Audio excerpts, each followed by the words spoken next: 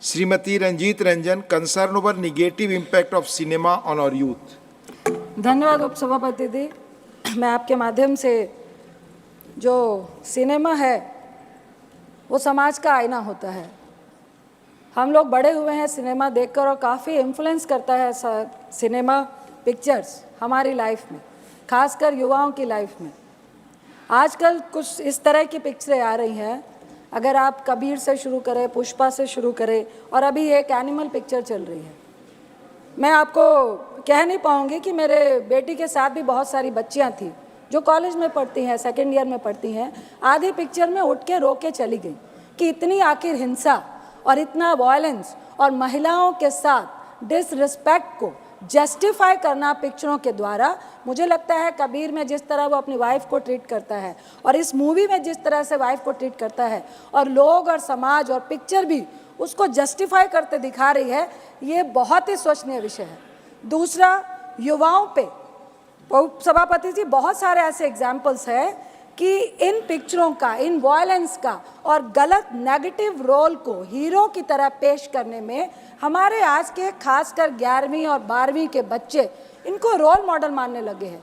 कई इस तरह की हिंसा हमें समाज में देखने को मिल रही है, जो एग्जाम्पल और जो उदाहरण वो पिक्चरों से लेकर आते हैं।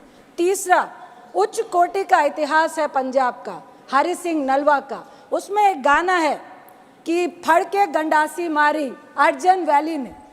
ये इतिहास को एक गैंगवार में, दो परिवारों की नफरत की लड़ाई में, जिसका बेटा अपने बाप के प्यार के लिए मरता हुआ, या बिल्कुल उसके लिए वो भी जस्टिफाई नहीं कर पाई है ये पिक्चर, और उसमें वो सरेआम हॉस्टल में, कॉलेज में, बिल्डिंग्स में बड़े बड़े हथियार लेकर मारता है, और कोई कानून, कोई लॉ एंड ऑर्डर, उसको कोई सजा नहीं जाता है। ये भी हम पिक्चर में जस्टिफाई कर रहे हैं।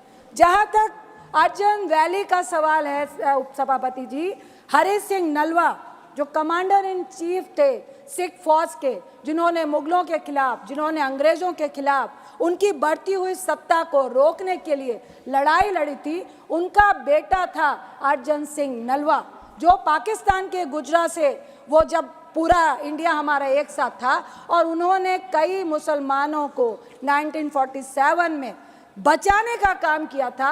इस उच्च कोटि के इतिहास को आप एक गैंगवार में, आप उस गाने को बैकग्राउंड में दिखा के, जो हमारी धार्मिक आस्था को भी बहुत ज़्यादा दर्द महसूस करवाता है।